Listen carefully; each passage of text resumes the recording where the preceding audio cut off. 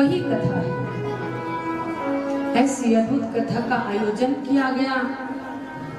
हमारे जो समिति है उसने ऐसा सुंदर आयोजन किया। उन सभी को बहुत बहुत शुभकामनाएं और सभी को मेरा सादर जय श्री राम। ऐसी सुंदर कथा का आयोजन हुआ, मंगलमय कथा भगवान की। गोस्वामी तुलसीदास जी महाराज कहते हैं कि तुलसी कृत रामायणे कथा कहम अनुसार आसन लीजे प्रेम हित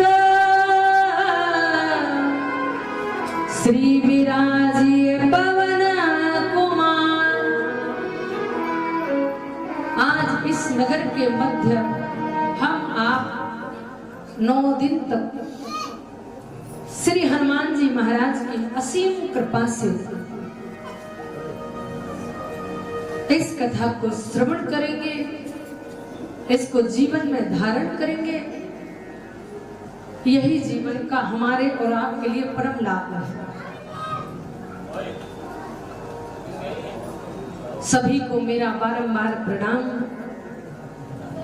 देखिए, राम कथा के बारे में सब लोग जानते हैं। राम कथा क्या है? बोले एक बड़ी सुंदर नगरी है जिसका नाम है अयोध्या। वहां के राजा महाराज दशरथ, उनके 4 पुत्र राम लक्ष्मण भरत शत्रुघ्न, जिनका जनकपुरी में विवाह संपन्न हुआ जनक जी की बेटी के साथ, और विवाह होकर जानकी जी अयोध्या में आई। और बस राम को 14 वर्ष का वनवास हुआ। वहां जाकर भगवान ने बड़े बड़े संतों को दर्शन दिया, राक्षसों का, रावण आदि का उद्धार किया, क्योंकि उसने मां जानकी की चोरी की। हनुमंतलाल संदेशा लेकर के गए, लंका जलाई, संदेशा लेकर के आए, समुद्र का पुल बांधा गया, बड़ा युद्ध हुआ भयंकर। जानकी जी आई और अयोध्या में भगवान राम का राज्य अभिषेक हो गया। बस इतनी सी कथा है।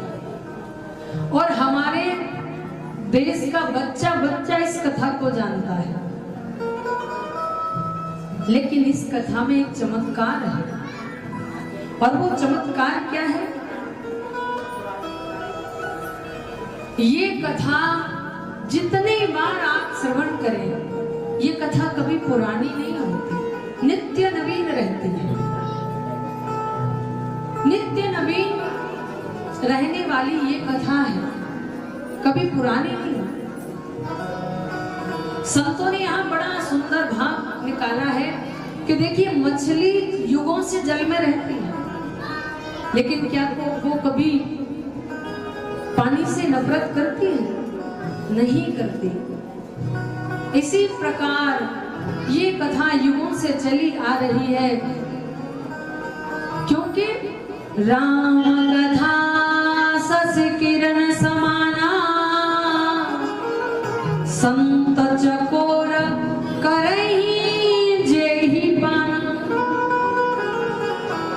राम कथा किरण के समान है, और संत रूपी चकोर जैसे चकोर चंद्रमा को ताकती रहती है, इसी प्रकार संत इस कथा को नित्य इसका मनन करते हैं, इसका गायन करते हैं, इसका श्रवण करते हैं।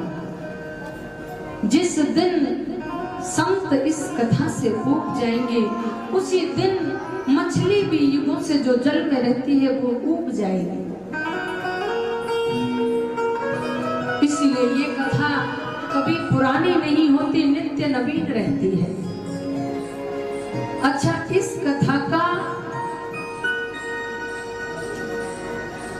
कथा का निर्माण कब हुआ? इस कथा की रचना कब हुई? संवत 1631 में इस कथा की रचना हुई। गोस्वामी तुलसीदास जी महाराज को भगवान शिव का, ये शिव जी ने प्रेरणा की। सबसे पहले ये कथा भगवान शंकर के हृदय में विराजमान हुई। निज महेश रच मानस राखा। लेकिन प्रेरणा हुई तो संवत 1631 में गोस्वामी तुलसीदास जी महाराज ने विचार किया कि मैं संसार के लिए कुछ करूं, और उन्होंने संवत 1631 में इस कथा को लिखना आरंभ किया। अब जब गोस्वामी जी ने इस कथा को लिखा तो वो समय क्या था? हमारे इस देश में मुगलों का शासन था, वेद पाठी ब्राह्मणों का बोलबाला था। गोस्वामी जी ने ग्रंथ को लिख करके तैयार कर लिया, और ग्रंथ को लिखने के बाद गोस्वामी जी ने विचार किया कि ये ग्रंथ काशी में प्रमाणित नहीं होगा, तब तक इसकी मान्यता नहीं हो सकती। पर गोस्वामी जी उस ग्रंथ को लेकर के काशी में पहुंचे। उधर वेद पाठी ब्राह्मणों को पता लगा कि गोस्वामी तुलसीदास कोई ऐसा ग्रंथ लिख रहे, कोई ऐसी रचना कर रहे हैं जिससे हमारी तो विद्वानता की कोई कीमत ही नहीं रहेगी। इसीलिए उन्होंने सोचा कि जब तक ये ग्रंथ काशी में प्रमाणित नहीं होगा तब तक उसकी मान्यता नहीं होगी, और तुलसीदास को इस ग्रंथ को प्रमाणित कराने के लिए काशी में आना पड़ेगा। गोस्वामी जी ने रामचरितमानस की रचना की और काशी में उस ग्रंथ को लेकर के आए। और जैसे गोस्वामी जी उस ग्रंथ को लेकर के काशी में आए तो गोस्वामी जी को पकड़ लिया गया। और देखिए बड़ी विडंबना है, पकड़ भी लिया गया तो गोस्वामी जी को कैसे पकड़ा? ऐसे पकड़ लिया जैसे किसी चोर लुटेरे डाकू को पकड़ा जाता है। पूछा, ए महात्मा ये क्या है, क्या है तुम्हारे पास? इस ग्रंथ में ऐसा क्या है? गोस्वामी जी ने जब सुना तो सुन करके रो पड़े, नेत्रों से अश्रु प्रवाह हो चला और बस रो पड़े। कहा गोस्वामी जी ने कहा इसमें मेरे प्रभु का उदार नाम है, क्योंकि ऐहि मही रघुपति नाम उदारा अति पुराण पावन श्रुति सारा। जब गोस्वामी जी को पकड़ लिया गया और उस समय ये विचार किया गया कि ये रामचरितमानस ग्रंथ जो लिखा गया है, जैसे गोस्वामी जी आएंगे उस ग्रंथ को छीन करके या तो गंगा में बहा दिया जाएगा या उसको जला दिया जाएगा।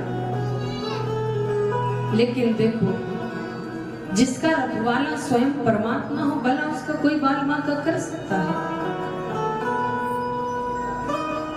काशी के विद्वानों ने कहा इसको प्रमाणित कौन करेगा? तुमने इसको लिख लिया। गोस्वामी जी हाथ जोड़ करके बोले, भैया इस ग्रंथ में कुछ नहीं, इसमें तो मेरे रघुनाथ जी का नाम है। बोले प्रमाणित कौन करेगा बताओ? गोस्वामी जी ने एक ही जवाब दिया, तुम क्या प्रमाणित करोगे? तुम्हारी कोई सामर्थ्य नहीं कि तुम इस ग्रंथ को प्रमाणित करो और इसकी मान्यता संसार में हो। इसे तो मेरे काशी विश्वनाथ प्रमाणित करेंगे।